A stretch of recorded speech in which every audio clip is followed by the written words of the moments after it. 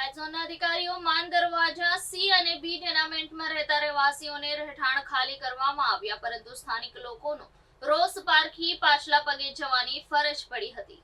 Ring road પર આવેલ જર્જરિત માન દરવાજા ટેનામેન્ટ પૈકીના 320 ફ્લેટ્સને જમીન દોસ્ત કરવાની કાર્યવાહી મહાનગરપાલિકા દ્વારા હાથ ધરવામાં આવી હતી. 3 વર્ષ પૂર્વે જ લિંબાયત ઝોન દ્વારા જર્જરિત થઈ ચૂકેલા માન દરવાજા મેન્ટેનન્સના ફ્લેટને સીલ કરવામાં આવ્યા હતા.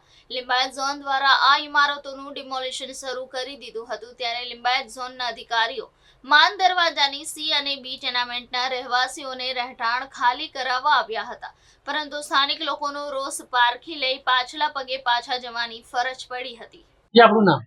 મારું નામ ગીતા સોલંકી છે સાહેબ. ગીતાબેન, કયો વિસ્તાર છે ને આજે એસએમસી વાળા આવેલા છે ને? આ અમારો માન દરવાજા વિસ્તાર છે ને અમારી બિલ્ડિંગ C9 છે ને એમાં 22 નંબરનું મારું મકાન છે સાહેબ.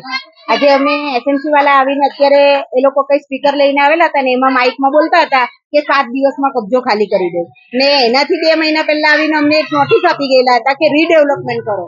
તો સાહેબ આજે 1 વર્ષ થઈ ગયું ને 1 વર્ષ પહેલા અમે એટલે સમજી લો 8 મહિનાથી અમને રીડેવલપમેન્ટ કરવાનું ને ત્યારે એ લોકો એમ કેવું જોઈએ કે તમે કબજો અમને આપી દો. ત્યારે એ લોકો એવું નહીં પહેલા કબજો આપી દો, ત્યારે અમને નોટિસ આપીને શું કીધું કે તમે રીડેવલપમેન્ટ કરાવો. તો સાહેબ અમે બધાએ 25,000 કરીને રીડેવલપમેન્ટ કરાવ્યું ને આજે આવીને એ લોકો કહે છે કે 7 દિવસમાં કબજો આપી દો. તો સાહેબ કેવી રીતના કબજો આપીએ? હા, અમે એમને કબજો આપવા તૈયાર છે. એ લોકો કોઈ બિલ્ડર સાથે અમારી મીટિંગ કરાવે, અમારી બેઠક કરાવે, બિલ્ડર અમને ભાડું આપે તો અમે એમને કબજો આપીશું. પણ એમને એમ કહે છે કે ખાલી કરી દો. તો કયા નિવેદન અમે ખાલી કરીને એમને આપી દઈએ? અમને કોઈ લખાણ આપે છે? એ લોકો અમને આપે છે લેટર પેડ પર કે હા અમે તમને કાલે નહીં પરમ દિવસે મકાન આપીશું? જ્યાં સુધી એ લોકો અમારી કોઈ બિલ્ડર સાથે મીટિંગ નહીં કરાવે, જ્યાં સુધી એ લોકો અમને લેટર પેડ પર લખીને નહીં આપે, ત્યાં સુધી અમે 32 ઘર કોઈ ખાલી કરવાના નથી. પછી એસએમસી જે કરવું હોય તે કરે, નલ કાપે, લાઇટ કાપે, કઈ બી કાપે, અમે એ લોકોની ઉપર રહીશું.